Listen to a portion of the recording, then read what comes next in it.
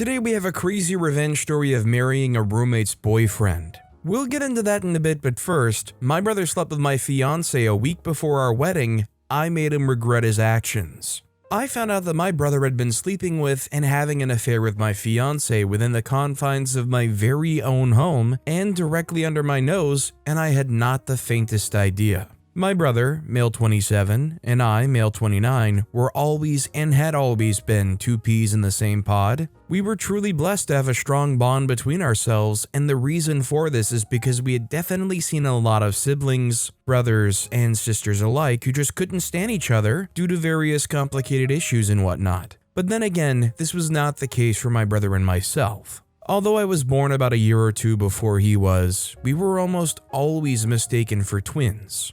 Now here comes the fun part. Although it may have seemed as though we had little to no problems as brothers, we quite literally almost always were in an argument or an altercation, whatever the case may be, and this might be due to a clash or conflict of interest and ideas. Now, the only distinctive feature between the both of us and every other sibling was the fact that we always found common ground on anything that seeks to cause disparities between the both of us, thereby strengthening our bond even further and stronger. Until that particular scene I met in my home a few years later when I'd just gotten back from a trip. It was something I could have never ever believed or imagined, not in my wildest dreams or in any way, shape, or form. Now I'll take you back to the very beginning of where, or rather when, I noticed our bond getting weaker and weaker, instead of the direct opposite. Ever since we were little boys, our parents always seemed to show clear favorites between myself and my little brother. At the time, we were both little though, and this all started about 5 years after they'd gotten back from the hospital with him, tucked in their warm embrace. I got to understand that he just needed that much attention at the time, I guess. However, this went on for much longer than I was expecting, or other than it was supposed to. Now, when my brother had gotten to a certain age, at around 8 years or thereabout, I don't know why, but then my parents at the time were no longer seeming as interested and always paying attention to him as they were always doing from the very beginning, and you could tell from the way he started acting at the time, because the love, care, and attention that he'd been hogging all of this time was now being shared equally between the both of us. It was something that I was beginning to get used to because I'd always had the feeling of being abandoned and neglected most of the times when I saw my parents showering him with excessive affection. This, however, didn't sit with him, as it wasn't something he was used to, and although we were somewhat close with each other at the time, he was apparently harboring some negative feelings and intentions towards me. And this I could tell, because I could clearly tell because it was definitely evident in the way he was acting towards me at some later times. So fast forward a little bit, a few years later, when he'd gotten into his second year in high school, I was just about getting prepared for college as I was done with my final exams in my final year in college and all. This was around the time when his acts of mischief were already beginning to take physical form and actually affect me. Now, let's note this down first that I'd never thought bad or harbored any ill intent towards my brother. I could never even imagine myself doing that. My brother, on the other hand, was a different case, as I'd been noticing his antics more times than one, probably hoping for an effect on me in some form, shape, or manner, and some of his various actions that fell in this category include his direct interference with some of my personal relationships at the time. I still don't understand why I didn't stop him on this one in particular back then, as it was what led to compounded problems later in the future. Also, his various attempts at sabotaging my final exams on various accounts, and also my college application letters. He had done more harm than good, but in it thought all of these as a means for him to fully vent out. And as his older brother, I was not ready or going to rid him of the chance to fully express how he felt, so long as it didn't have detrimental effects on both mine and his life. Which was until a particular incident that happened way later in the future, as obviously there's limits to what someone can handle, or after a limit in a person's tolerance levels, and his actions at that particular point in time most definitely surpassed what could be tolerable at some level. Now, for context, right as I was done with college, my little brother still had not been brought to order by our parents. and it was already seeming like they weren't going to actually interfere with whatever it was that he had going on with me, and they actually believed that we were going to have it sorted out. But that's not how it was looking over on my end, as he was definitely grown at some point, and he was still harboring the same feelings he had some few years back when we were still kids. I believed that we were both already adults, and this shouldn't have been something he would take this far, but I guess I thought wrong, as his acts of mischief even continued much later on while I was in college. Only this time, he had already made his stance on how he wanted things to play out. And at this time, I was just getting done with my final dissertation. He sought not only to make sure that failure was the only path I would be set on, and he wasn't even the slightest bit even remorseful. He did this by using every chance he got to make alterations in my work, and he was able to do so because he had access to my personal PC. No matter how many times I changed the passwords and security system, he always found a way around that. And after several failed attempts, I'd even stopped trying to get him to stop. Thankfully, he wasn't able to do much damage at this time. The only thing that happened at the time was the fact that we both got into a really heated argument, of which I can't really remember the details of, right after I was done with my dissertation. And the fight was so intense that our parents had to intervene, basically because we both got physical in the process.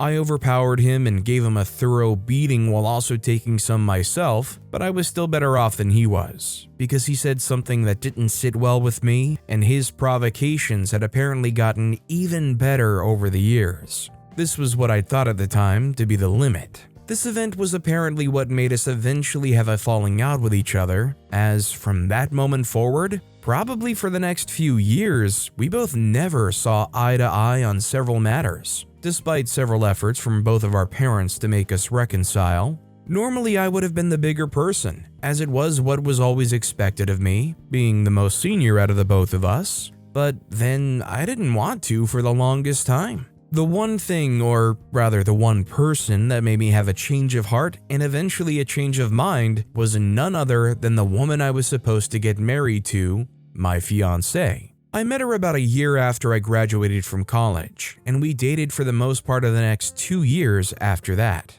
I didn't even want to waste time trying to figure out what the future would hold in store for the both of us, as I decided to make one for the both of us by proposing, and thankfully she accepted and decided to make me the happiest man on earth. It was around this time the question came up.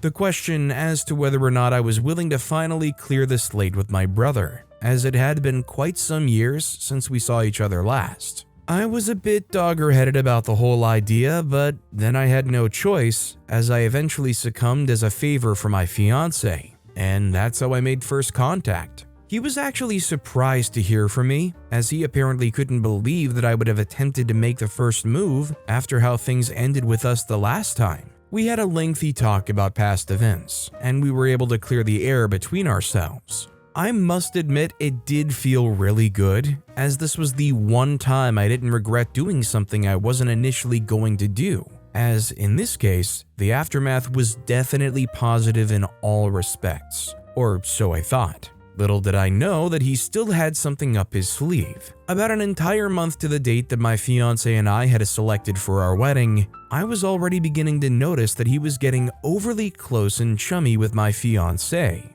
But then I only believed this to all be in my head, and thus I chose to ignore it. Biggest mistake of my life. About a week before my wedding, I had to make an emergency trip to the city, as there were some complications with the venue and it had to be sorted. This seemed to be the one thing that was going to ruin our special day, and I was determined to make it go away. I was supposed to be gone for 3 days, but upon arriving there, the issue was able to be resolved in less than a day, and I was able to get back home the next day, hopefully very early in the morning to surprise my fiancé. And so I did as planned, and I got home way earlier than I was supposed to, and I met a scene that still haunts me till today whenever I see the faces of either my brother or my ex-fiancé. They both were in bed together, doing the unthinkable while I walked in. In that very moment, I had a flurry of emotions going through my mind, but the one that really had me by the neck was anger and rage, as when I saw the look on my brother's face and realized that he was smirking, I lost all reasoning on the spot, and the only thing in my mind was to make sure that he wasn't only going to regret his actions, but he was also going to have a reminder of that day. I acted on impulse as I pounded on him and rained down several countless blows on him until he passed out. Nothing too severe, but then he just couldn't handle it. He was rushed to the hospital right after, and he had to be hospitalized for about a month, as he had some other concurrent underlying complications over time. When he was finally able to leave the hospital, I was present there to make sure to see the look he would give me when he saw me. And thankfully, for him that is, he gave the right look. He definitely regretted his actions and he looked defeated. This was all I needed, as this, in its own vein, brought me some manners of satisfying the feeling of vengeance I was feeling ever since that fateful day. I'm not sure if this is taking place in the US, but OP's lucky that their brother didn't press charges on them. I don't know if this is the kind of family where it's like, you never do that to family, no matter what they do, because they're family. But whatever it is, OP is lucky that they even got away with that. Also, hi, I'm Steven, and if you guys enjoy crazy stories of revenge, it would be amazing if you left a like or left a review if you're listening to my podcast. That said, our next story is, I sabotaged a jock's final exams. Back when I was in college, I, 22-year-old male, was pretty popular among the lecturers. It's one of the perks of being a top-tier student who genuinely enjoys talking about academics. I knew exactly how to make my lecturers like me. Yeah, I was one of those nerd kids who spent way too much time with books and had a better relationship with the teachers than my fellow students. I wasn't cool in high school, and I even got bullied a few times for being the teacher's pet, but it came in handy when I got to college. Being close to most of the lecturers in my department was no small feat, especially when they were mostly old dudes who rarely smiled. I helped my friends and course mates talk to them concerning assignments and extra credits and stuff. I was the unofficial class president. This made me kind of popular among my course mates and in the entire department. My position also gave me the special ability to get revenge on a particular bully. Let's call him Billy, 23-year-old male. Billy was a third-year student at the time I was in my second year. We were in the same department, but we never really crossed paths. He was a jock, so our circle of friends didn't intersect. The only time I got to know of his existence was when we resumed the new school year, and I was in my third year. By this time, my younger brother Luke, 18-year-old male, had just gotten into college. I was staying in an apartment outside campus while he was staying in university housing. One evening, he invited me to a frat party in school. It was the first few weeks of resumption and there were lots of parties to attend. But being me, I wasn't interested in any of them. I told him I wasn't coming, but he somehow convinced my roommate and friend Alex, 21-year-old male, to come. And Alex, in turn, convinced me to go with him. We got to the party and I looked around for Luke. I didn't see him at first, but when I went upstairs, I saw him standing in the distance with a tall, muscular guy, Billy. I thought they were friends and was about to leave when the guy shoved Luke backward. I couldn't hear what they were saying from that distance, but I could tell that Luke was trying to get him to calm down, but it wasn't working. He was about to assault Luke again, so I had to step in. I asked them what was going on, but my brother's attacker wasn't willing to talk. He started to move to me, but one of his friends stopped him. The guy's name is Matthew. I don't know why he stopped Billy until today. There's a high chance I've helped him out of lecturer trouble, but I can't recall. Anyway, Billy backed off and I took Luke out of the house and got him to explain everything to me. Apparently, Billy saw him talking to his girlfriend and he got super jealous. Even in high school, Luke had always been smooth with the ladies. He was the cool brother and it made me jealous of him sometimes, but I never once imagined that it would get him in trouble. Like I said, I'd never crossed paths with Billy until then, but I knew he was trouble. I warned Luke to stay away from him and his girlfriend. He said okay, but of course, he didn't stop. A few weeks after the incident, he came over to my apartment to hang out with me and my friends. I was playing a video game, so I couldn't pay much attention to him, but Alex noticed that he was extra cheerful, and so he asked him what was going on. Luke didn't want to say anything at first, but after a while, he told us that he'd met a girl, and she was incredible. They'd been going out for a while, and he wanted to ask her to be his girlfriend. The thing with Billy happened so long ago that I don't even remember it, so I failed to ask the right questions. When Alex asked Luke why he hadn't asked her out yet, he merely said that she had some kind of situationship with another guy. We immediately told him that it was a bad idea to be into a girl that had other engagements, but he wasn't about to listen. He said that they weren't together anymore, but the guy just didn't want to let go. He said it was all going to work out soon enough, and I shrugged it off. I still hadn't put two and two together. A few weeks later, we went to a lake house party. There, Luke introduced us to the girl he was seeing. And yeah, I could see why he didn't want to let her go, even with all the trouble. She was really hot. But a moment into the party, Billy showed up again. I was talking to some of my course mates when I noticed him walk in. As soon as I saw him, I knew there was trouble. He was literally pushing people out of his way and making a beeline for Luke and his girl. That moment was when everything clicked. The mystery girl Luke had been talking about was this guy's girl, and now he's in even more trouble. I quickly made my way across the crowd to help my brother, but Billy had already gotten to him. He gave him a punch across the face, which gave him an immediate nosebleed. The girl tried to step in, but he just shoved her away and tried to hit Luke again. My friends and course mates got to Billy, and we had this intense standoff with him and his friends. They looked bigger than us, but we were more, so they decided to retreat. Before Billy left, he told Luke that I won't always be there to protect him and that he should watch his back. When they finally left the party, I took Luke out and told him to let the girl go. She wasn't worth him getting beat up over. He agreed to end things with her. I even went with him to meet her and made sure he ended things for real. I thought this would be the end of everything, but I underestimated Billy. He was more vindictive than I expected. Another month had passed before we did anything, and I'd even forgotten about his threat. Until I was in class one day and I received a call from the hospital. Luke had been involved in an accident. Luke had a motorcycle that our dad, in his bid to try to be the cool parent after the divorce with our mom, bought for him on his 16th birthday. I got to the hospital and learned that the brakes of the bike didn't work. Luke had always been careless with maintenance, so I wasn't surprised that this happened, but I still checked out the bike myself. There, I realized that the brake lines had been cleanly cut off. It wasn't a simple case of poor maintenance. Someone messed with his bike. They wanted the accident to happen, and so I began my investigation. I went to check out his dorm garage, but unfortunately they didn't have a working CCTV camera. But they had one on the outside. I asked the security guy to let me take a look. I spent hours combing through the recording, but there,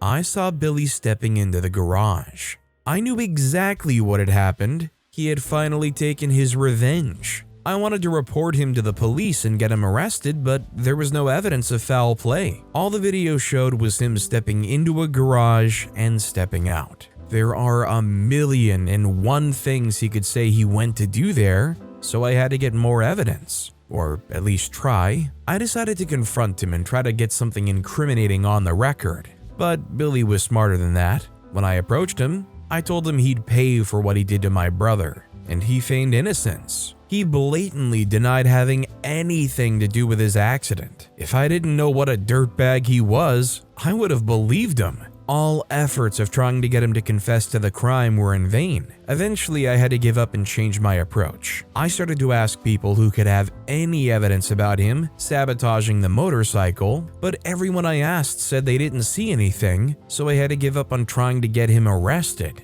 I knew I had to take matters into my own hands if there was any hope of getting revenge for Luke, and so I started looking for ways to do that. At first, I thought of cutting the brakes to his car, but I wasn't the type to vandalize people's property. Besides, things could easily get out of hand. He could get seriously injured or worse. I didn't want that in my conscience, so for a time I forgot about my revenge plan. But after a few months, an opportunity presented itself. Finals were drawing near, and one of the lecturers, Mr. Howard, 53-year-old male, asked for my help in reviewing the attendance lists for his class.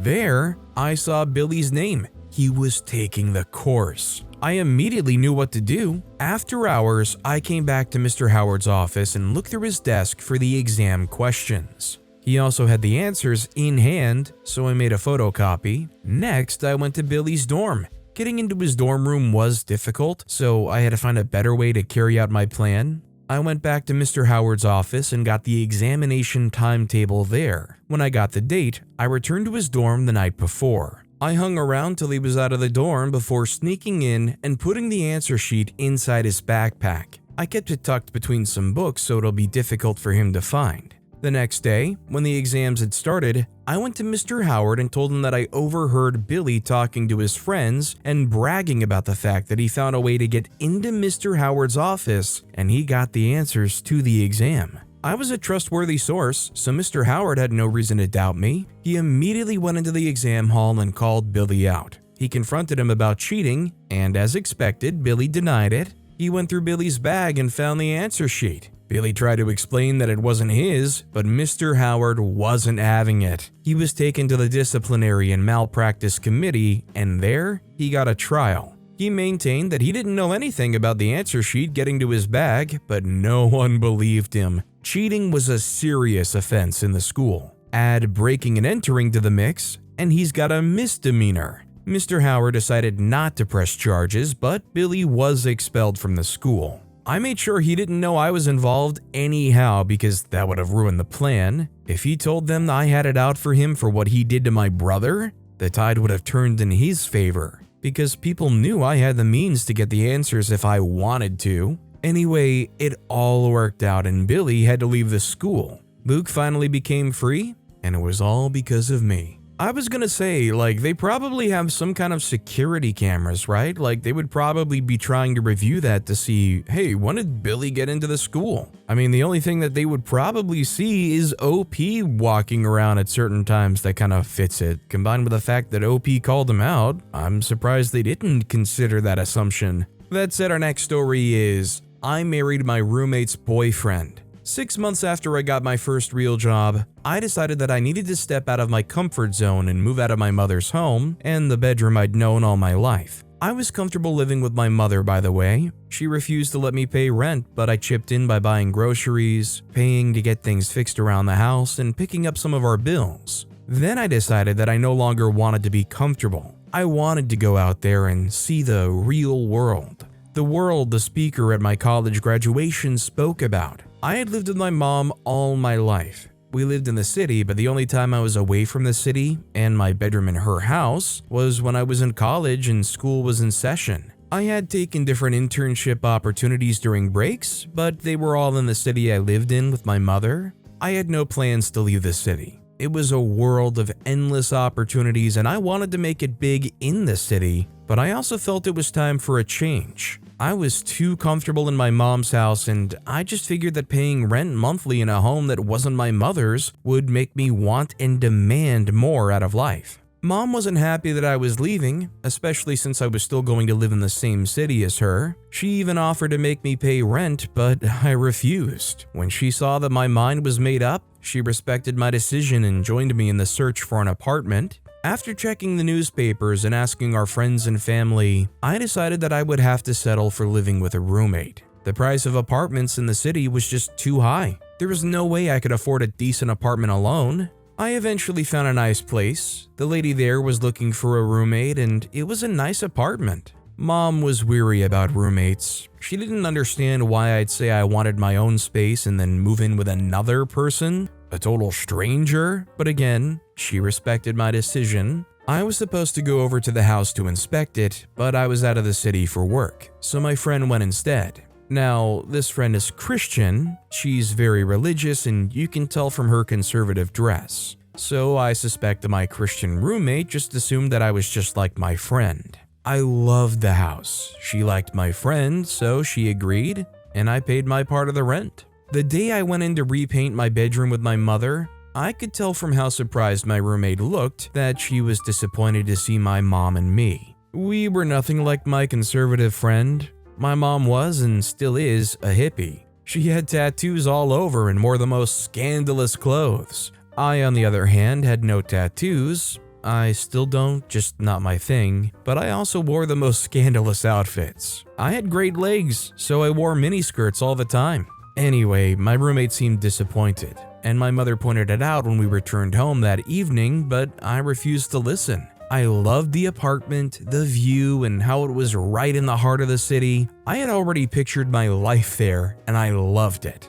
I moved in anyway and did my best to avoid my roommate. I could already tell that she was quite judgmental, so I did my best to stay out of her way. At first, she tried to convince me to attend her church meetings. She tried the niceness approach because they probably told her that all she had to do was be a total sweetheart and I'd be convinced enough to go to church with her. Well, that didn't work. It wasn't that I even knew she was pretending and only trying to score a new convert. I was just genuinely not interested in joining the church activities. I already had my hands full with work, trying to get a promotion at work, and being an active member of a book club founded by my best friend.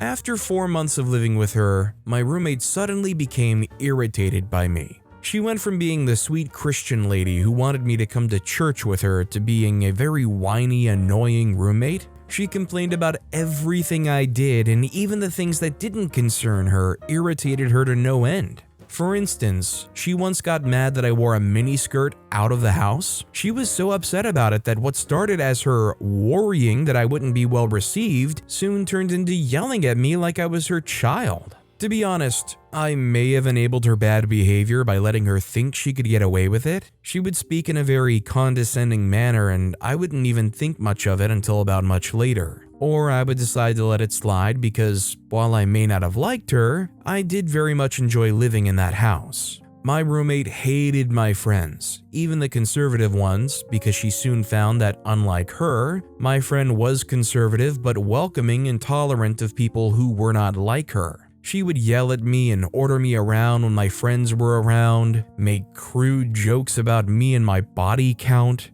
Yes, you read that right. And she constantly tried to body shame me. My friends wanted me to leave. They knew I just wasn't comfortable in that house. But they also loved how beautiful the house was and completely got why I loved the house and wanted to keep living in it. It didn't help that at the time, I was a severe people pleaser. While I knew that I didn't agree with her faith or her beliefs, I still wanted her to know that I may not have been religious, but I was a cool person to live with. The interesting thing is that the nicer I was to her, the more witchy she was to me. Things got more interesting when my roommate started to date someone from her church. He visited her often, and sometimes I would be in the living room with them doing some stuff. Sometimes I was in the kitchen area, and some other times I'd be in the dining area. I began to notice that my roommate was extremely insecure about me being around her boyfriend. She already always tried to put me down, but it got worse when her boyfriend was around. I think at some point, her boyfriend noticed what she was doing, but that only heightened his interest in me. Perhaps he was flattered that she was threatened by me, or thought he could be interested in me, or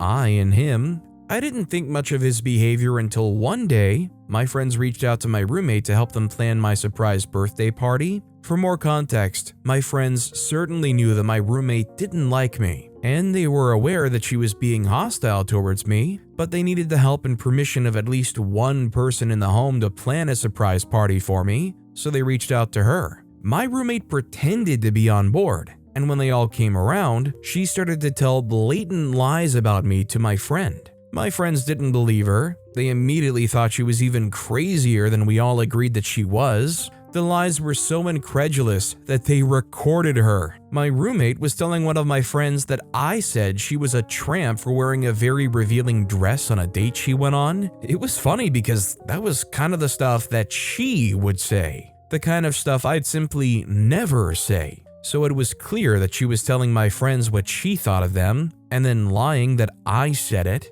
When my friends played the recording for me, I was shocked. I knew my roommate disliked me, but I didn't think she'd want to ruin my friendship with my friends. At first, I was heartbroken and decided that I would even leave the house. But I decided against it. Why should I leave? I loved the house. I love where it was located, so why do that? I was simply going to be her greatest nightmare, the devil she so desperately wanted to paint me as. First, I seduced her boyfriend. It was very easy. My mom came from an extremely religious family, so I knew just how hypocritical many religious guys can be. We first started hanging out behind my roommate's back, but after a short while, I had a meeting straight out of my palm. He stopped going to church with her and dumped her. While she was still trying to make sense of him ending the relationship, he told her that he was in love with me. We then started dating openly. My friends didn't like what I was doing, but I didn't care. I wasn't bothered in the slightest. I was going to unleash the full extent of my meanness on her. My roommate's boyfriend wasn't from the country and had been around illegally for a while, so she'd threatened to report him so we'd get deported. Dumb move. I noticed that he was really scared, but I wasn't going to let her win. At that moment, I proposed to him and we got married. It was fast and easy. I wasn't going to let that witch win. We got married and she completely crumbled when she found out. You know what's interesting? While I think she didn't like losing him because he was her boyfriend, I also know that she was mostly pissed about him coming to me. I knew for a fact that she was already tired of the man anyway. He was a complete leech, eating her food and taking up space in her house. She got tired of dealing with our loud kissing around the house and told the landlord she was leaving. Still, she tried to rent the house to a new person just so my name wouldn't be on the lease, but I'd already preempted her by speaking to the landlord first. My name was on the lease. I kicked her leech boyfriend, who was at the time my husband, out, and I kept the house for myself. This revenge did not come without sacrifices, but I loved that it gave me one of the most beautiful homes ever. I went on to create very beautiful memories in that house. So, did Opie just admit they got married just to stick it to some awful roommate? I mean, I guess considering it's a renting situation, it's not like they're going to repossess the house when you get divorced. But that's a level of commitment that I don't think I even aspire to ever have. But with that being said, that's all the time we have for today. Now, if you want to hear another absolutely crazy revenge story, check out that video on the left. Or if you missed my latest video, check out that video on the right. That said, I'll see you all next time with some more stories.